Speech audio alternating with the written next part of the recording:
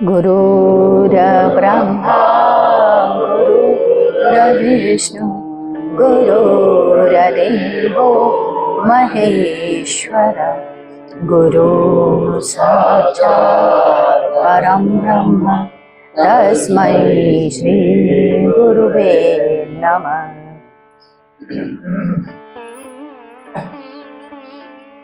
गुरुदेव की कृपा से और सबके भगीरथ प्रयास से इस सिंहावलोकन का इस अच्छे पुस्तक को पढ़ने का 50 भाग पूरा हुआ।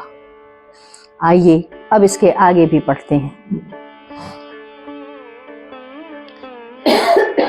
गुरुदेव कहते हैं, ज्ञान का कोई शरीर नहीं, प्रेम का कोई शरीर नहीं, समर्पण का कोई अंश नहीं, निरंतर समर्पण, हर पल आपका समर्पण हो। संसार का सारा कार्य करते हुए समर्पण दें कि आप उसके हो गए। गुरुदेव ने कहा, उस परमात्मा को या धर्मराज को या यमराज को कैसे जाने जा सकते? क्या तरीका है इन्हें जानने का? स्वयं कहा, यमराज को जाते देखा। कैसे दिखा? अधिकांश स्थूल नहीं देख सकता, सूक्ष्म ही देखता है। नचिकेता ने प्रज्ञा चक्षु से देखा था।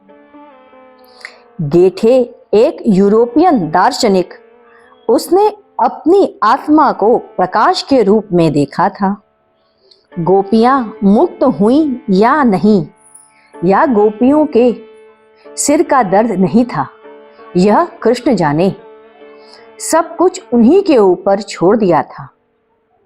उन लोगों ने जब आपके अंदर सब चीजें दिखाई पड़ने लग जाएं, अंदर बाहर सब टूट जाए, जैसे धर्म वेद समाधि, जब मैं व तू मिट गया, जिधर देखा उधर लाल ही लाल दिख रहा है, तो आपका दर्जा ऊपर का हो गया। यही आपकी साधना है। गुरुदेव ने कहा, साधना में गिरे आदमी को उठाया नहीं जा सकता, जबकि वासना में गिरे आदमी को झापड़ मारकर उठाया जा सकता है। तुम लोग सुनोगी, किसी एक दिन मैंने हमेशा के लिए निकाल दिया किसी एक को, पुनः नहीं आने दिया उसे। 1/4/94 शुक्रवार। आज के सत्संग में गुरुदेव ने कहा, साधना के लिए आधार शुद्धि होनी चाहिए। आधार शुद्धि के लिए पहला, संकल्प आपका हो। दूसरा, यम नियम, पहले यम का पालन करें। पहले ही नियम का पालन नहीं करना है, नियम निषेधात्मक होता है। अगर नियम का पालन करते रह गए तो भगवान की प्राप्ति नहीं होगी। अस्तेय, तीसरा, अस्तेय हो, किसी पराये धन की चाह नहीं रखें। चौथा, मेरे कारण किसी को कष्ट न हो। पुनः कहा गया, मेरे कारण किसी को कष्ट हो या न हो, इसकी मुझे चिंता नहीं, मुझे तो भगवान के घर जाना है। अर्थात मैं अपनी साधना को यथावत बनाए रखूंगा। यह प्रथम चरण है आधार शुद्धि का। द्वितीय चरण, पहला, कोई को याद रखोगे तो आधार शुद्धि नहीं होगी। दूसरा, किसी तरह का चिड़चिड़ापन नहीं बढ़ना चाहिए, हर हालत में एक रस बने रहना। तीसरा, मेरे कारण अगले की पवित्रता नष्ट न हो। चौथा, मेरे कारण कहीं मेरा चिंतन संसार में तो नहीं फंस रहा। गुरुदेव ने कुछ लक्षणों के विषय में कहा। पहला, जिनकी उंगलियां बड़ी हों और जिनके फोफड़ हो तो उन्हें बरकत नहीं होती। जिनकी उंगलियां छोटी हों तो वह क्रूर होता है, गुस्सा जल्दी आता है। दूसरा, यदि अनामिका उंगली मध्यमा की ओर झुकी हो या उससे सटी हो तो वह पुरुष अपनी पत्नी की तरफ चला जाता है या पत्नी की हर बात को सुनता है, वह जो कहती है वही वह करता है। तीसरा, हथेली पीला या लाल नहीं होना चाहिए। पीली हथेली यह संकेत करता है कि आगे चलकर यह शरीर बीमार रहेगा तथा कभी कभी दरिद्रता की भी निशानी होती है। गदेली और अंगूठे के नीचे का गद्दा लाल हो तो रक्त लाल हो तो वह 50 वर्ष से पहले अधिक वासना में रहता हुआ जिएगा तथा सभी अनुचित कार्यों को जानते हुए भी उसका आदी रहेगा। 50 के बाद यदि लाल रंग है तो अध्यात्म और भगवत प्रेम की तरफ झुक जाएगा या उससे युक्त हो जाएगा। चौथा, स्त्री के आगे के 2 दांत यदि होंठ पर गिरते हों तो घर में बढ़ोतरी नहीं होती, आर्थिक स्थिति हमेशा शोचनीय रहती है, सुख नहीं रहेगा। गुरुदेव ने कहा, आपके चेहरे की आकृति आपके चलन को बताती है। आपका चेहरा किसी न किसी पशु के चेहरे से अवश्य मेल खाता है और उसी की तरह से कोई न कोई क्रिया आप करने लग जाते हैं। 2 अप्रैल 94 शनिवार। आज के सत्संग में गुरुदेव ने कहा, प्रेम एक विलक्षण अनुभूति है। यह जय कृष्णमूर्ति ने कहा है।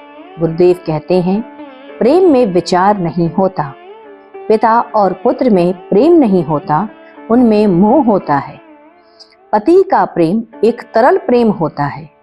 पति जो प्रेम करता है वह पराया व्यक्ति या बाहर का कोई व्यक्ति उस तरह से प्रेम नहीं दे सकता। पुनः प्रसंग को बदलते हुए गुरुदेव ने कहा कि ऊपर के दर्जे में मृत्यु एक उल्लास होता है। ऊपर के दर्जे का जो मालिक है उसके शरीर का एक एक तत्व स्वयं में पवित्रतम होता है।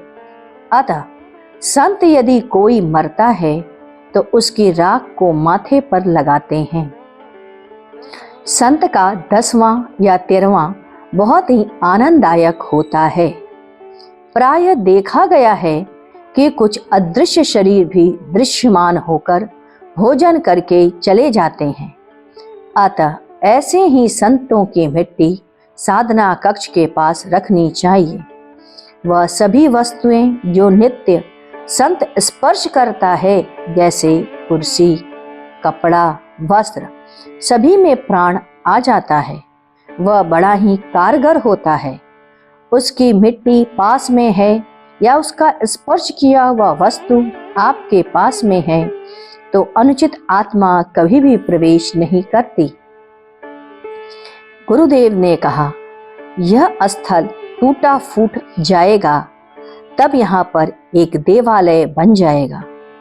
यज्ञ के कमरे के नीचे पीछे तक के कमरे को लेकर जहाँ के गड्ढे में माला फूल हवन की राख डाली जाती है, वहां तक का पूरा भाग देवालय बन जाएगा।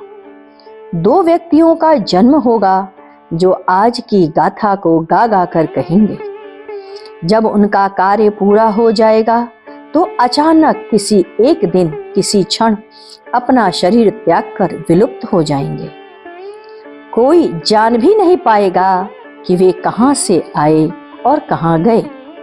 परंतु इस घटना के घटित होने में आज से 48 वर्ष का समय लगेगा। गुरुदेव कहते हैं, तुम लोग अपनी साधना मत छोड़ना। मेरे न रहने पर यह मत सोचना कि मैं नहीं हूं। यदि संसार में डूब जाओगी तो साधना छोड़ दोगी तो मैं स्पर्श नहीं कर पाऊंगा। मैं ही कौन, कोई भी तुम्हें नहीं देखेगा। मैं प्रिय से प्रिय लोगों को यहां से छुड़वा दूंगा। ऊपर के आदेश आ चुका होगा। आपने यदि एक से विवाह किया है तो आपका धर्म है आप उसके साथ पत्नी धर्म का पालन करें। आप तब तक संयंत्र नहीं हो सकते जब तक कि पत्नी स्वयं नहीं कहती। इसलिए आप उसके साथ अधर्मी न हो। गुरुदेव ने बताया, मैं कैसे नगवा के महापुरुष के पास गया था। उन्होंने कहा, उस समय 14 वर्ष का था, जाड़े का मौसम था, दिसंबर का महीना। आज प्रेस के मालिक के पास हम गए हुए थे। उन्होंने एक पुत्र को, जिससे मेरी मित्रता थी, दोनों नगवा के महापुरुष के पास फल देने चले गए। फल देकर जब हम लोग चलने लगे तो उन्होंने मुझे रोक लिया और उससे कहा, तुम चलो, यह कुछ देर बाद चला जाएगा, और फल भी वापस कर दिया। मैंने कहा, आपने फल क्यों वापस कर दिया? महापुरुष ने कहा, मेरे कंधे पर हाथ रखा, क्या करोगे? मेरी तो दांतें नहीं है। मुझे दया आ गई। मुझसे कहा, बेटा तुम थोड़ा देर रुक जाओ, मैं द्वंद्व में फंसा हूं। मैंने कहा, उसको आपने भेज दिया, वह तो चला जाएगा। महापुरुष ने मेरी बातों को अनसुनी करते हुए कहा, खिचड़ी खाओगे? मैंने कहा, मैं तो आज प्रेस के यहाँ फंक्शन में आया था। मैंने कहा, ज्यादा होगा तो नहीं खा पाऊंगा। महापुरुष ने कहा, थोड़ा सा ही है। मैंने खा लिया। उन्हीं की थाली में ही खाया। थाली में एक तरफ छेद भी था, उसे एक तरफ करके मैं खा रहा था तथा महापुरुष अपने हाथों से मेरे मेरुदंड को सहला रहे थे। खाने के बाद थाली में पानी डालकर पी गया। महापुरुष ने कहा, रोजाना आ जाओगे? मैंने कहा, मैं क्वींस कॉलेज में पढ़ता हूँ, वहां से घर जाऊंगा, फिर नगवा थक नहीं जाऊंगा। महापुरुष ने कहा, मेरे लिए नहीं आओगे? मैंने कहा, आ जाऊंगा। तब उन्होंने कहा, रोज आना। मैंने सोचा, आज पहली मुलाकात है, मैं क्या जानता था कि इतना गणित है। दृश्य तो ऊपर का है, मैं देख ही चुका था। शाम का इंतजार करूंगा। बुढ़े की सेवा करोगे तो फल मिलेगा। मैंने कहा, मैं फल वगैरह नहीं खाता। मैं उस समय इतना भोला था कि मैं समझ नहीं पाया था। उन्होंने कहा, वो फल नहीं, बुढ़े की सेवा का फल है।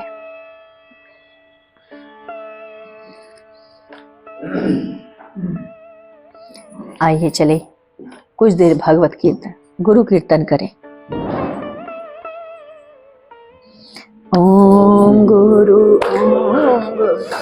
ओम गुरु जय गुरु जय गुरु जय गुरुदेव। ओम गुरुदेव जय गुरु जय गुरु जय गुरुदेव। ओम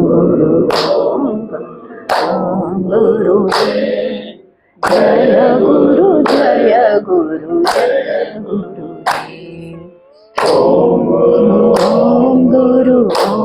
गुरुदेव जय गुरु जय गुरु जय गुरुदेव। ओम गुरुदेव जय गुरु जय गुरु जय गुरुदेव। ओम गुरुदेव जय गुरु जय गुरु जय गुरुदेव। बोलिए सद्गुरुदेव भगवान की जय। हम सब पर अपनी कृपा बनाए रखें और ऐसे ही सद्विवेक देते रहें।